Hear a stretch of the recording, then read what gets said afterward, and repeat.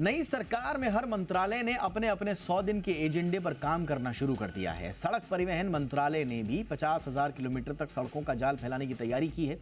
साथ ही दुपहिया वाहनों के लिए डेडिकेटेड लेन और जीपीएस आधारित टोल सिस्टम जैसी जरूरी सुविधाओं पर जोर दिया गया है। उधर सरकार की ईवी प्रमोशन और एडॉप्शन बढ़ाने की भी योजना है। आज हम नई सरकार के ट्रांसपोर्ट और लॉजिस्टिक्स के प्लान और चुनौतियों पर बात करेंगे। साथ ही साथ हम ये समझने की कोशिश करेंगे कि ये जो सपना लेकर सरकार चल रही है, इसे इंप्लीमेंट करने में और क्या-क्या दिक्कतें, चुनौतियां आ सकती हैं। लेकिन सबसे पहले देखिए ये रिपोर्ट। मोदी सरकार ने अपने 100 दिनों के एजेंडे पर काम करना शुरू कर दिया है। प्रधानमंत्री नरेंद्र मोदी के तीसरे कार्यकाल के दौरान कई विभागों ने अपने एजेंडे को जनता के सामने पेश कर दिया है। 100 दिन के एजेंडे में सरकार नेशनल हाईवे के एक्सपेंशन पर भी फोकस कर रही है। विजन 2047 के तहत 50,000 किलोमीटर सड़क निर्माण का टारगेट तय किया गया है। इसके अलावा 3500 किलोमीटर की high speed access control highway पहले 100 दिनों में जारी करने की तैयारी है। इसमें 650 किलोमीटर पर काम जारी है।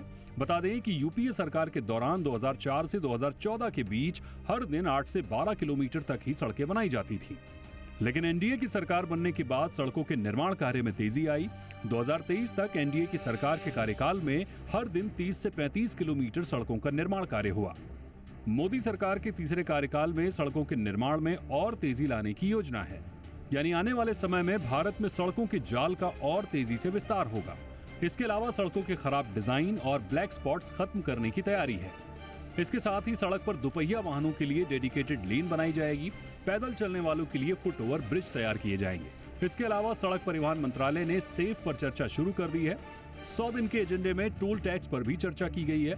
जीपीएस आधारित टोल सिस्टम को शुरू करने का रोड मैप तय करने के लिए कंसल्टेशन पेपर जारी कर दिया गया है। इसके अलावा इंश्योरेंस को लेकर मंत्रालय गंभीर है। एक्सीडेंट में जान बचाने के लिए कैशलेस इलाज की शुरुआत की जाएगी।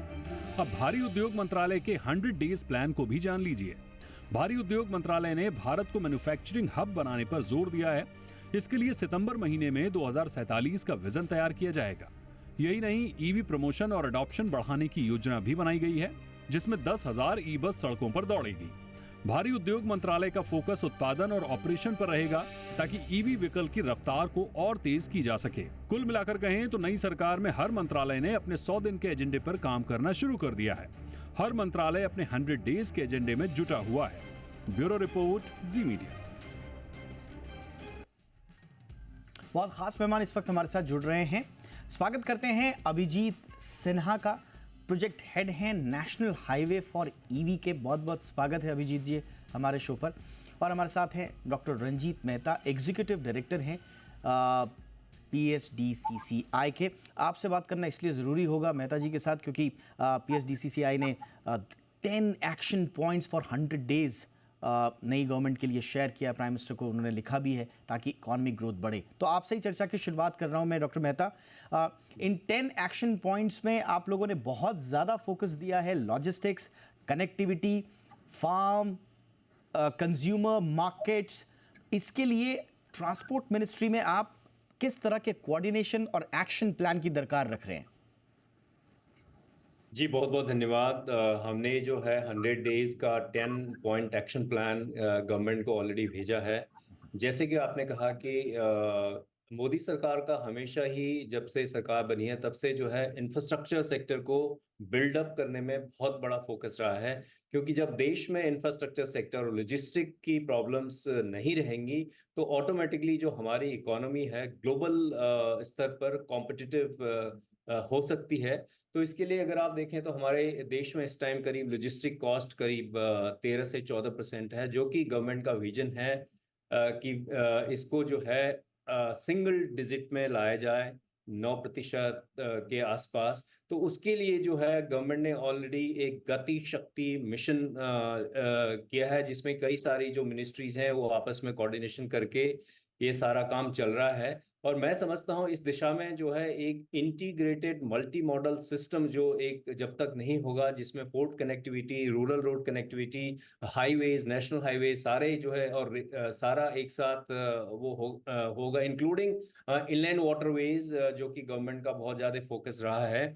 ये डेफिनेटली इन सब में शामिल होगा। और लॉजिस्टिक सेक्टर एक ऐसा सेक्टर है, इंफ्रास्ट्रक्चर एक ऐसा है जिसमें अगर देश की इकोनॉमी जिस तरीके से ग्रो कर रही है, उसमें जो सबसे पहला स्ट्रेस है वो इंफ्रास्ट्रक्चर में आता है।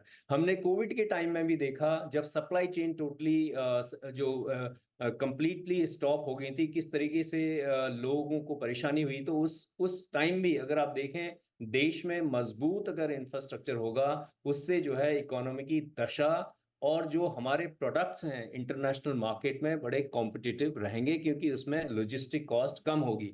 और जहां तक 10 पॉइंट की आप जो बात कर रहे हैं, उसमें हमारा ये अनुमान है कि 2030 तक हमारी इकोनॉमी में 10 करोड़ नए जॉब हम्म। क्रिएट करने की क्षमता है। ये एक्चुअली हमारा एक्चुअली अनुमान ये है, 10 जिसमें 10 हमारे करोड़ देश जॉब्स जनरेशन वाली लाइन ने मेरा भी ध्यान आकर्षित किया था जब मैं आपके ये पॉइंटर्स पढ़ रहा था। अब मैं आऊँगा उस पर क्योंकि वो बहुत इंपॉर्टेंट पॉइंट है। लेकिन जो चैलेंजेस हैं सिन्हा साहब, अब ट्रांसपोर्टेशन में आपके देखिए हमारे यहाँ दो पार्ट हैं जिनमें चैलेंजेस रह जाते हैं। अब एक तो ठीक है, आपको rail infrastructure, road infrastructure, warehouse, ये इन सब का है। पोर्ट्स में हम देख रहे हैं कि ज़बरदस्त एक्शन है, लेकिन कंजेशन का एक इशू रहा है। और दूसरी तरफ आपकी जो यूटिलिटीज़ हैं वहाँ पर, जो पावर सप्लाई है, जो लॉजिस्टिक फैसिलिटीज़ हैं, इन सबको आपको तो किन रूपों में, पहले तो हम समझें कि कहाँ कहाँ चैलेंज हैं इंफ्रास्ट्रक्चर के क्षेत्र में और कैसे इम्प्रूवमेंट होगा। बिल्कुल। दीपक, आपको मेरी आवाज आ रही है? बिल्कुल आ रही है। Thank you for having Zee business. अब आज जो इंफ्रास्ट्रक्चर की एक पकड़ बनी है पिछले 10 सालों तक काम करने के बाद, इसमें 50,000 किलोमीटर का रोड कंस्ट्रक्शन का जो टारगेट एक्सटेंशन में इस टर्म में भी आता हुआ दिख रहा है, आगे इसको बनाते भी रहेंगे। इसके अलावा जो चेंजेस हैं या जो चैलेंजेस हैं, वो नए चैलेंजेस हैं और इन चैलेंजेस के ऊपर जंप करना या ये लंबी छलांग लगाना शायद मुश्किल था। 10, 15, 20, 50 नहीं, करीब 5,000 के आसपास इनपुट्स नीति आयोग ने और अदर मंत्रालयों ने मिलकर के जमा किए। जो 125 दिन 100 दिनों के बीच का जो पहला मोदी 3.0 का टारगेट होगा। और इन इनपुट्स में से मैं ये तो नहीं बता सकता कि cabinet committee on security CCS कितने प्लान्स को अप्रूवल देगी, लेकिन जैसे जैसे उन पर सहमति बन रही है, चीजें आपके सामने भी हैं और भी मैं उम्मीद करता हूं अगले एक हफ्ते के अंदर आप कुछ और नया सुनेंगे। लेकिन प्रायोरिटीज क्या है ministry of road transport and highway की और इंफ्रास्ट्रक्चर एंड लॉजिस्टिक सेक्टर की, वो मैं जरूर बता सकता हूँ। आगे आने वाले समय में डीकार्बोनाइजेशन प्रायोरिटी होगी। दूसरी प्रायोरिटी ईज ऑफ मोबिलिटी होगी, ईज ऑफ मूविंग होगी। सो हर वो चीज जो आपको मोबिलिटी से रिस्ट्रिक्ट करती है, इवन आपने पिछले टर्म में फास्टैग का एक पूरा एवोल्यूशन देखा, इस बार हो सकता है इस टर्म में फास्टैग ही रिमूव कर दिया जाए। गवर्नमेंट ऑलरेडी जीएनएसएस टोलिंग पे काम कर रही है, इसके पायलट शुरू हो गए फरवरी से। थेफ्ट फ्री व्हीकल की जनरेशन बनाने के ऊपर भी काम हो रहा है। आगे आने वाली गाड़ियां 100%, खासकर इलेक्ट्रिक गाड़ियां थेफ्ट फ्री हो सकती हैं। हाईवेज की जियो फेंसिंग के ऊपर काम होना बहुत एक्सपेक्टेड है कि बहुत सारे हाईवेज जो जियो फेंस नहीं थे, उनको जियो फेंस किए जाए। 3500 किलोमीटर के आसपास का जो नेशनल हाईवे पहले हम जिसको कहते थे, अब एक्सिस नेशनल एक्सप्रेसवे की तरफ माने जाने की बात हो रही है। नेशनल एक्सप्रेसवे बहुत उन्नत होते हैं नेशनल हाईवेज से, और इन एक्सप्रेसवेज को जहां भी आप देख रहे हैं, यमुना एक्सप्रेसवे या दिल्ली से मुंबई दौसा की तरफ जो है, ये सारे नेशनल एक्सप्रेस में उनकी 3500 किलोमीटर का टारगेट है। 10 इयर्स के अंदर डीकार्बोनाइजेशन का टारगेट कितना स्ट्रांग है, वो आप इससे भी पता कर सकते हैं कि गडकरी जी ने आते के साथ जो स्टेटमेंट दिया है, वो ये दिया है कि अगले 10 सालों में मैं डीजल और पेट्रोल गाड़ियों को कंप्लीटली एक नए रजिस्ट्रेशन की तरफ या कंप्लीटली डीकार्बोनाइजेशन ऑफ फ्लीट की तरफ उन्होंने बहुत तगड़ा इशारा किया है। लास्ट बट लीस्ट दो चीजें जो पीएम गति शक्ति के बारे में और 17% से 7% का लॉजिस्टिक कॉस्ट का जो रिडक्शन है, इसके ऊपर गवर्नमेंट ने पिछले 2 टर्म में जितना काम किया है, इस बार जो सजेशंस हैं या जो what we can see from the beginning is, इस बार उसके ऊपर पहले से ज्यादा काम होगा और रिजल्ट्स आता हुआ दिखेगा। एब्सोल्युटली। देखिए, रोड टू एक्सपोर्ट, क्योंकि अब एक्सपोर्ट ट्रैजेक्टरी अगर आप एक्सपैंड नहीं करेंगे, स्ट्रेंथन नहीं करेंगे, तो फिर आप जो 5 ट्रिलियन की बात कर रहे हैं उसके बाद फिर 10 trillion and so on and so fourth, शायद उन टारगेट्स को आप मीट नहीं कर पाएंगे अगर आपका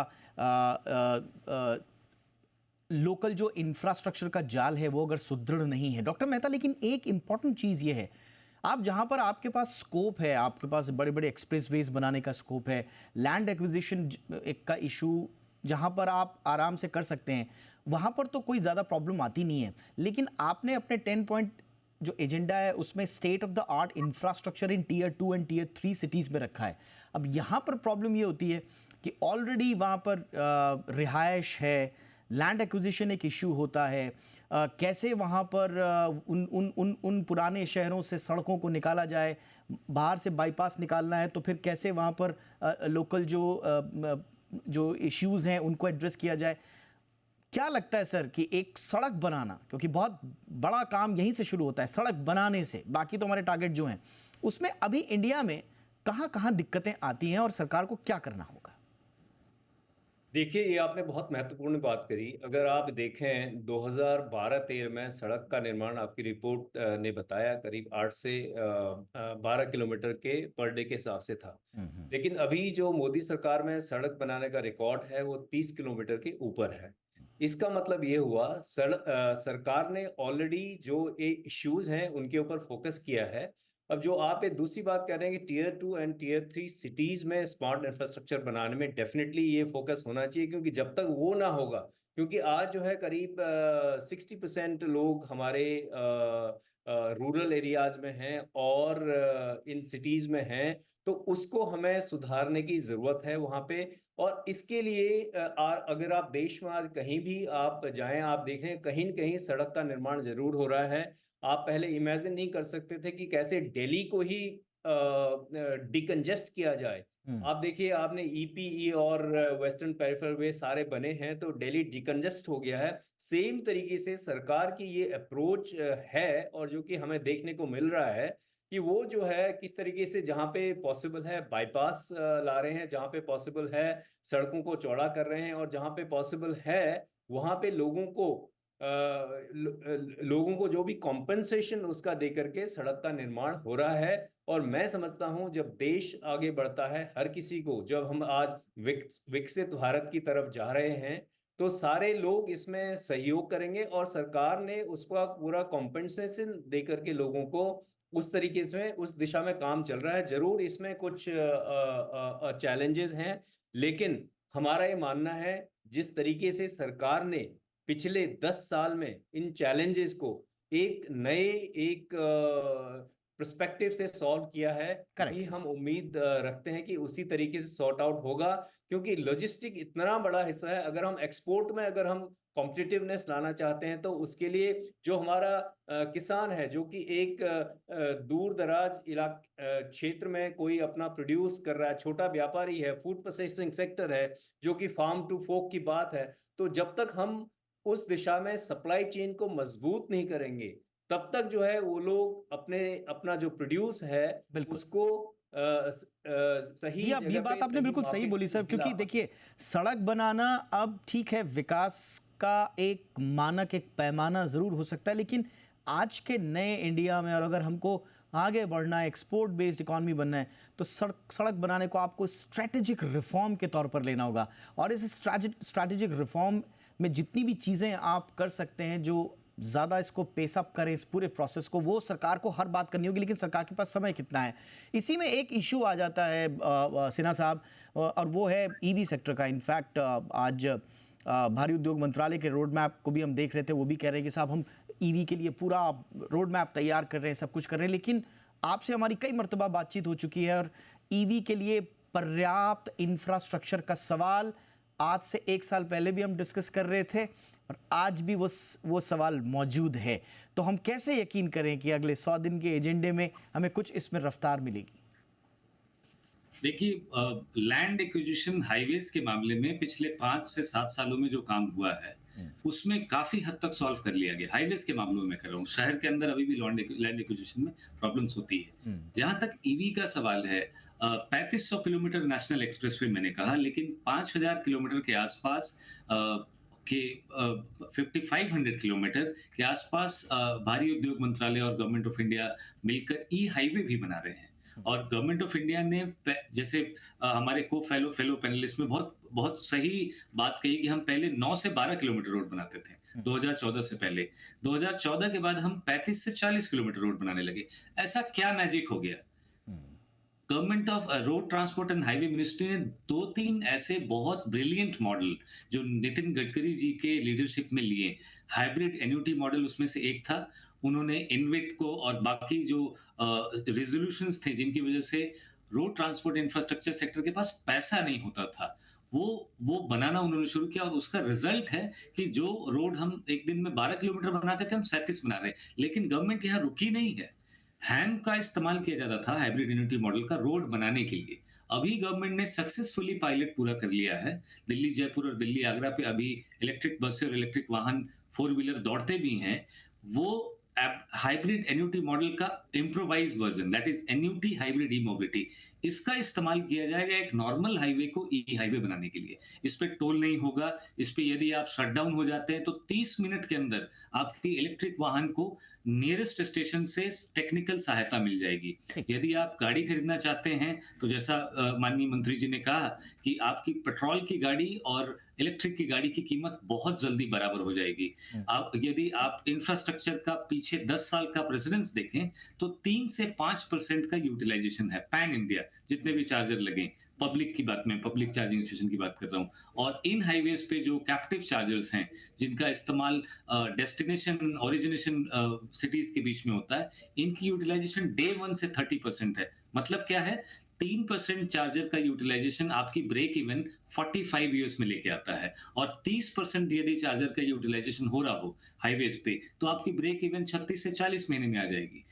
लबोलबाप ये है कि Correct. लोग जो दिल्ली से अन्य स्थानों पे या एक शहर से दूसरे स्थान पे डीजल बसों से जाते थे, वो अब इलेक्ट्रिक बसों से जा सकेंगे।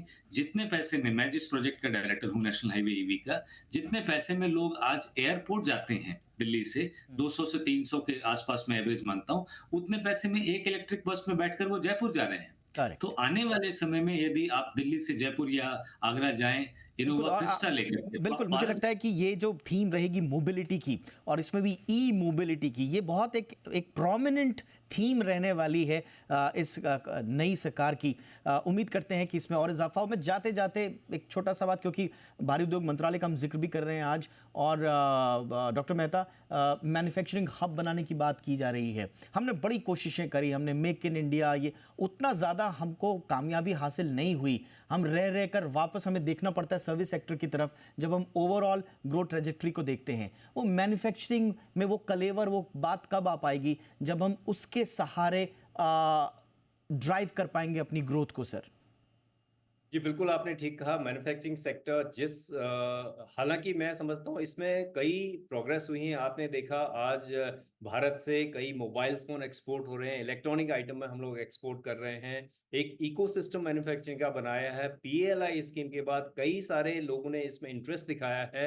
लेकिन जो हमारी मैन्युफैक्चरिंग ग्रोथ है, यहाँ से डबल डिजिट में जब तक नहीं आएगी, तब तक जो हम एम्प्लॉयमेंट जनरेशन का एक सपना देख रहे हैं वो पूरा नहीं होगा। लेकिन मैं बहुत श्योर हूं, जिस तरीके से गवर्नमेंट में काम चल रहा है मैन्युफैक्चरिंग सेक्टर के लिए और तरह तरह की स्कीम आ रही है, जिस तरीके से आपका फॉरेन डायरेक्ट इन्वेस्टमेंट हमारे देश में आ रहा है और जिस तरीके से इन्वेस्टर्स यहाँ पे इंटरेस्ट दिखा रहे हैं, और भारत जो है दुनिया की सबसे तेज गति से इकोनॉमी चल रही है, उसमें जो है मैन्युफैक्चरिंग सेक्टर में स्टेट गवर्नमेंट्स का भी काफी बड़ा रोल है कि किस तरीके से आप ईज ऑफ डूइंग बिजनेस में लोगों को हैंड होल्ड करते हैं, उनको कितनी अच्छी तरीके से सुविधाएं देती हैं, इस पे डिपेंड करेगा। करेक्ट। डेफिनेटली इसमें इंफ्रास्ट्रक्चर का भी बहुत बड़ा रोल है, और किस तरीके से आप लैंड एक्विजिशन, किस तरीके से आप एक लैंड आइडेंटिफाइड लैंड है उसमें जो है प्लग एंड प्ले